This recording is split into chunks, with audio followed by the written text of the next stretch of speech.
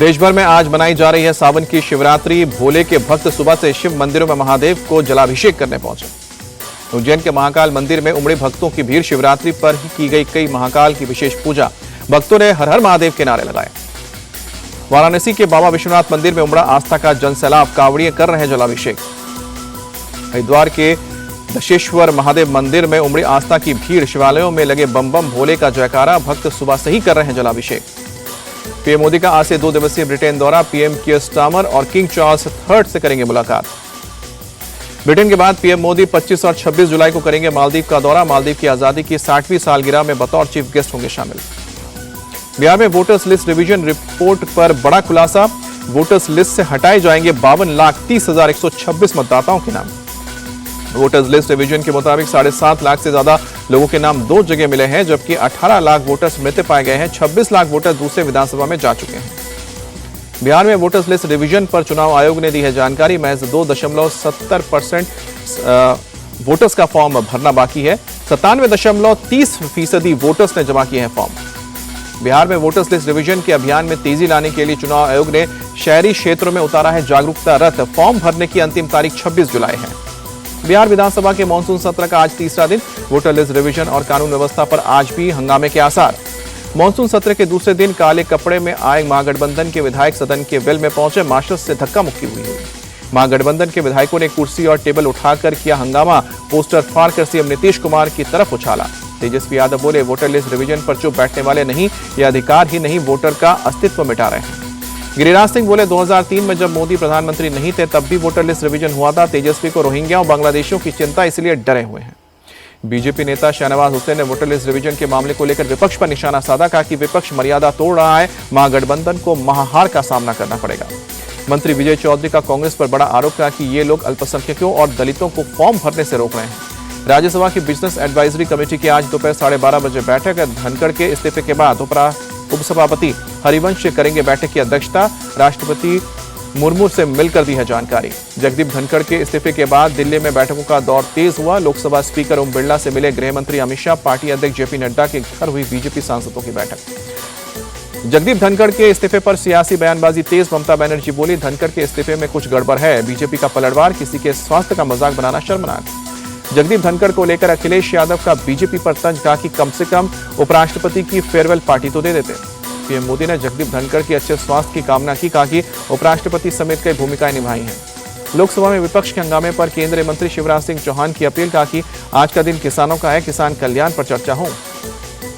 केंद्रीय मंत्री शिवराज सिंह चौहान ने कहा कि किसानों के सवाल पर हम जवाब देने को तैयार हैं। सदन के माध्यम से किसानों के बीच सरकार की योजना रखना चाहते हैं। दिल्ली की राउज एवेन्यू कोर्ट में आज होगा लालू यादव परिवार की किस्मत का फैसला। रेलवे टेंडर घोटाला मामले में केस चलाने पर आज अदालत सुनाएगी फैसला। तेजस्वी और राबड़ी देवी भी आरोपी। शरद पवार और उद्धव ठाकरे ने सीएम फडणवीस की तारीफ की। उद्धव ने फडणवीस को बताया बुद्धिमान और ईमानदार नेता। शरद पवार बोले, इतनी मेहनत करते हैं पर थकते क्यों नहीं। आरएसएस प्रमुख मोहन भागवत आज दिल्ली में भारतीय मजदूर संघ के कार्यक्रम में होंगे शामिल। दोपहर 12 बजे इंदिरा गांधी स्टेडियम में होगा कार्यक्रम का आयोजन। योगी सरकार ने महिलाओं को दिया बड़ा तोहफा। जमीन खरीद पर महिलाओं को मिलेगी छूट। महिलाओं के नाम जमीन रजिस्ट्री में स्टाम्प ड्यूटी में 1% की छूट।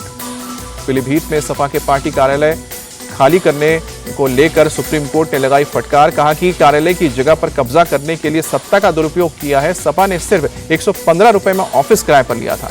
धर्मांतरण के मुख्य आरोपी अब्दुल रहमान को आगरा की अदालत ने 10 दिन की पुलिस कस्टडी में भेजा। सोमवार को दिल्ली से हुई थी अब्दुल रहमान की गिरफ्तारी।